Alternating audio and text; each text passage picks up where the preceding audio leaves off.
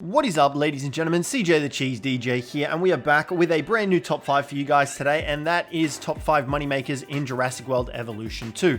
Now guys, before we get into the actual list, let me just make a quick note.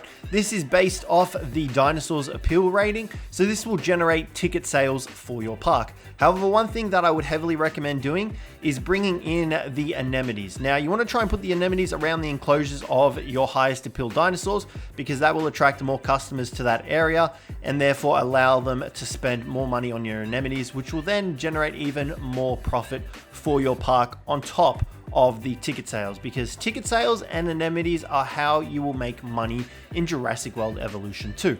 So without further ado, let's get straight into the list. Now, coming in at number 5, we have the Tyrannosaurus Rex. Now, the Tyrannosaurus Rex, surprisingly, is not higher on this list. I genuinely thought he was going to be higher. He has an appeal rating of 1266. So yes, he is one of the highest appeal rated dinos, but he isn't the highest. So 1266, pretty decent, but it doesn't compare to the highest spots on this list, which is why the Rex comes in at number 5.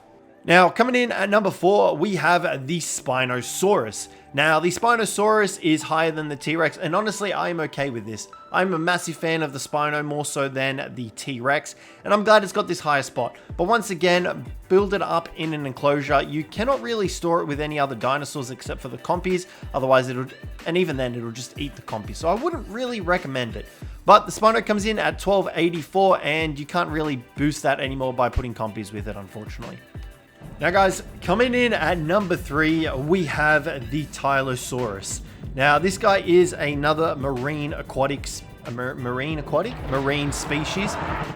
He's pretty terrifying. Now, he does not want to cohabitate with any other creatures, and he has an appeal rating of 1661. So higher than the Spino and the T-Rex, and honestly, this guy could probably take on the Spino in the water, to be honest.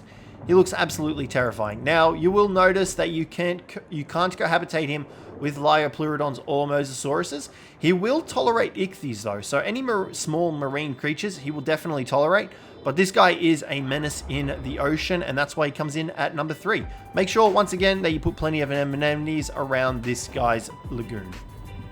Now, coming in at number 2, we have the Indoraptor and the Indominus Rex. Now, both of these dinosaurs have an appeal rating of 1,850. You cannot store these guys with any other dinos, unfortunately, because they are hybrids. They will just eat everything that is put in the pen with them and fight.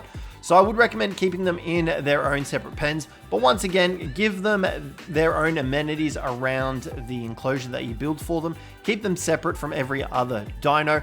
And you just want to make sure that you only give them the minimal amount of space. If you're going for a pure profit park, make sure that you give them the minimal amount of space so that you have more space for other dinos that can cohabitate together. But other than that, the Indoraptor and Indominus Rex, both are at 1850. I would honestly put the Indominus Rex higher than the Indoraptor, just because I think the Indominus Rex actually looks cooler than the Indoraptor, but that's just purely based off my opinion, and nonetheless, they do still come in at number 2 together. Now, coming in at number 1, we have the behemoth of the seas, Murray the Mosasaurus. This guy has a massive appeal rating of 2,500. That's 700 more than the Indominus Rex and the Indoraptor, which is massive. This guy will generate park sales for you like crazy. Just one thing to capitalize on is to make sure that you stick lots of Anemities around the lagoon that you put him in. Make sure you give him lots of open space. You can see here, he does have quite a bit of open space here. Unfortunately, we haven't put any amenities around it because this is our sandbox mode, so we've just kind of made it pretty, but I do plan on putting Anemities around it eventually.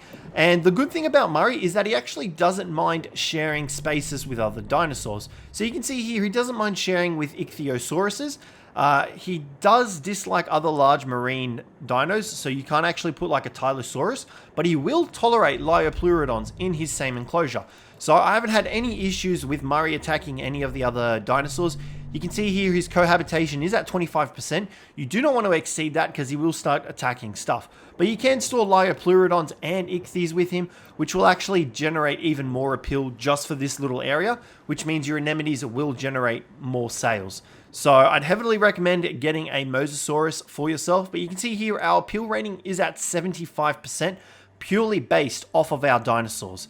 So I would heavily recommend getting a Mosasaurus. You can see here is our star dinosaur with 2,500 appeal. So I'd heavily recommend getting yourself a Mosasaurus straight away if you have the capacity to when you first build a park in your challenge modes. So guys, that is going to wrap up the video for today. Let me know what you thought of it down below in the comments. Let me know what you would change or whether I should change anything for these going forward. But other than that, guys, thanks very much for watching, and I hope to catch you in the next one.